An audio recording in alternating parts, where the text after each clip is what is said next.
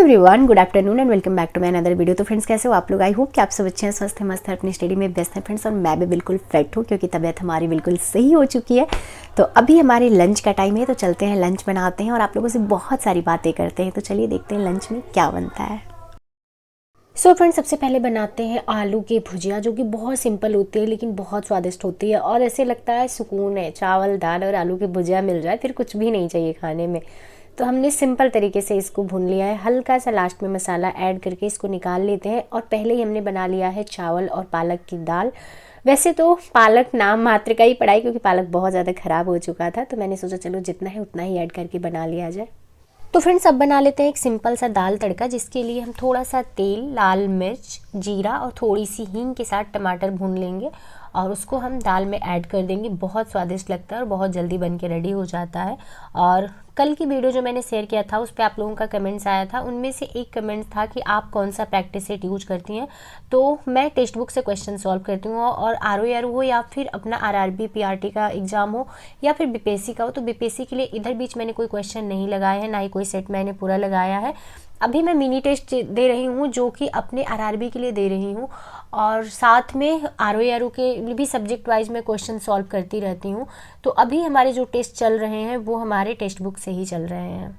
दाल तड़के में हम थोड़ा सा मसाला ऐड करते हैं क्योंकि मुझे बिल्कुल सिंपल दाल नहीं पसंद है। थोड़ा सा मसाले का टच देते हैं तो उससे स्वाद और बढ़ जाता है, और खाने में कुछ अगर इंटरेस्टिंग ना हो तो अकेले खाना बहुत मुश्किल हो जाता है। और दाल थोड़ी सी घुटी हुई नहीं थी, तो मैंने कढ़ाई में तड़का लगाने के बाद इसको हल्का सा मैश कर दिया। इतना अच्छे से खाने पीने का ध्यान अपना रखते हैं, फिर भी पता नहीं कहाँ से वीकनेस हो जा रही है, वो बात नहीं समझ आ रही है। कुछ ना कुछ चीज़ें लगी रहती हैं। ऐसे लगता है कि यहाँ का खाना पीना शरीर को लग ही नहीं रहा है, या कहाँ पे क्या कमी रह जा रही है कुछ समझ नहीं आता। गांव में तो सिंपल आप 2 मील या 3 मील ले लो, उतना इनफ होता है। कभी नहीं ऐसा हुआ कि वीकनेस हो गई है या ये इशूज़ हो रहे हैं, वो इशूज़ हो रहे हैं, इसके सिम्टम्स यहाँ दिख रहे हैं, ऐसा कुछ भी नहीं होता। क्योंकि गाँव की जो हवा और पानी होता है वो इतना शुद्ध होता है कि मुझे लगता है कि आधी एनर्जी का काम तो वही कंप्लीट कर देता है। तो हमने साथ में यहाँ पे भुजिया जो बनाई थी वो ले ली, थोड़े से सैलड हमने ले लिए। चुकंदर काफ़ी दिन पुराना है लेकिन ख़राब नहीं हुआ था, तो मैंने सोचा खा लेते हैं इसको। तो चलिए, हो चुका है हमारा लंच डन। अब चलते हैं, हम कंप्लीट करते हैं अपनी स्टडी। तो फ्रेंड, मेरे साथ बहुत सारे टीचिंग एस्पिरेंट जुड़े हुए हैं जिनकी शिकायत मौके मौके पे आती रहती है कि मैं उनके लिए कोई ब्लॉग नहीं शेयर करती हूँ। तो चलिए, आज का ये ब्लॉग जो डेडिकेटेड है वो हमारे RRB PRT एस्पिरेंट के लिए है। मैं RRB की प्रिपरेशन शुरू कर दी हूँ, तो मैंने सोचा कि क्यों ना आज उतना ही पार्ट आपके साथ शेयर किया जाए जितना टाइम मैं RRB PRT के प्रिपरेशन को दे रही हूँ।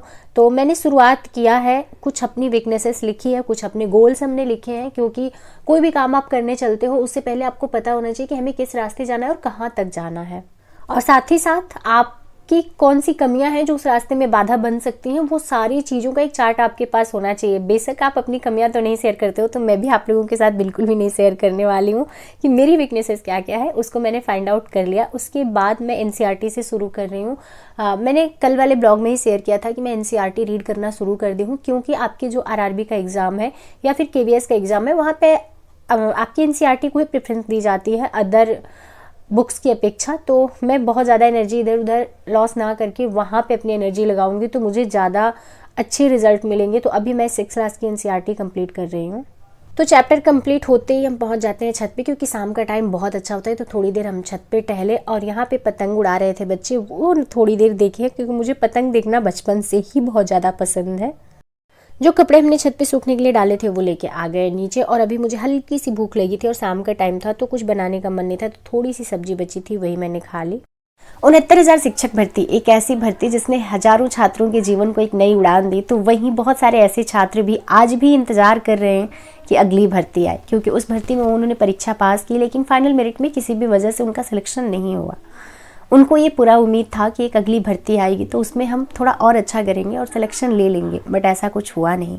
लेकिन जब 69,000 भर्ती से रिलेटेड कुछ खबर निकल के आती है तब आंखें चौड़ी हो जाती हैं हर उन छात्र की जो नई शिक्षक भर्ती का इंतजार कर रहे हैं। देखिए क्या हुआ, जहाँ सरकार एक तरफ दावे ठोकती रही कि हमने 69,000 शिक्षक भर्ती को पूरी पारदर्शी तरीके से कंप्लीट कराया, वहीं छात्र ये दावे ठोकते रहे कि इसमें बहुत सारी अनियमितताएं बरती गई हैं। और कहीं ना कहीं छात्रों के वो दावे आज सच होते नजर आ रहे हैं, क्योंकि आपने देखा होगा एक रत्ना कटियार और प्राची कटियार का मैटर आया है सामने, जिसमें उन्होंने फर्जी सर्टिफिकेट के दम पे 4 साल से नौकरी कर रही हैं। जहां एक तरफ पारदर्शिता का दावा किया गया, वहीं पे एक ऐसी शिक्षिका जिनका सर्टिफिकेट ही फर्जी है, लेकिन वो 4 साल से बिना किसी डर के, बिना किसी भय के नौकरी कर रही हैं और पेमेंट ले रही हैं। वहाँ पे एक ऐसे छात्र की सीट चली गई जो सच में योग्य था, हकदार था उसका। और ना जाने कितने ऐसे छात्र होंगे, ना जाने कितने ऐसे शिक्षक होंगे जिनके सर्टिफिकेट पे कहीं ना कहीं कुछ ना कुछ खामियां तो होंगी, लेकिन क्योंकि अपने सिस्टम के लूप होल्स हैं जिसकी वजह से वो नौकरी कर रहे हैं। और ऐसे छात्र जो सच में हकदार थे, जो सच में मेहनत किए थे, वो उस भर्ती से बाहर हो गए। 69,000 शिक्षक भर्ती में जितने विवाद हुए, उतने विवाद तो मैंने किसी भी वैकेंसी में नहीं देखे थे। खैर ठीक है, कोई बात नहीं, ये सब चलता रहता है। अब हम लोगों को इंतज़ार करना है कि अपने पास जो भी वैकेंसीज़ है उसमें अपनी एक सीट पक्की कर ली जाए, क्योंकि अब अगर मौका चूकते हो आप, तो आप देख रहे हो कि वैकेंसी आने में गैप कितना लग रहा है, चाहे वो आपकी KVS की वैकेंसी हो, RRB की वैकेंसी हो, या फिर अपने उत्तर प्रदेश की प्राथमिक शिक्षक भर्ती हो। क्योंकि अभी शाम का टाइम है और ये टाइम मेरा बाहर जाने का होता है, बट आज मैं बाहर ना जाके उस टाइम में मैं ये फाइंड आउट करूंगी कि मुझे प्रोफेशनल एबिलिटी में क्या क्या पढ़ना है। क्योंकि आप जब RRB का सिलेबस उठा के देखते हो तो 50 नंबर का है आपका प्रोफेशनल एबिलिटी।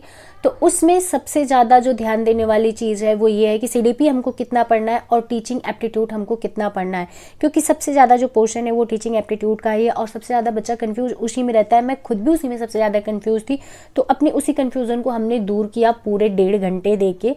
क्योंकि समय लगता है किसी चीज़ को समझने में। आप अगर किसी चीज़ को समय देके समझ लेते हो तो उसके बाद पढ़ना आपके लिए आसान हो जाता है। तो मैं आधे सिलेबस लगभग फाइंड आउट अभी कर पाई हूँ, जो अपने प्रोफेशनल एबिलिटी का है सिलेबस। उसमें आधे सिलेबस हमारे बच जा रहे हैं, जिसको मैं बाद में कंप्लीट करूँगी, क्योंकि मुझे ये लगता है कि मेरे लिए ये जानना बहुत ज़रूरी है कि मुझे क्या पढ़ना है, कितना पढ़ना है।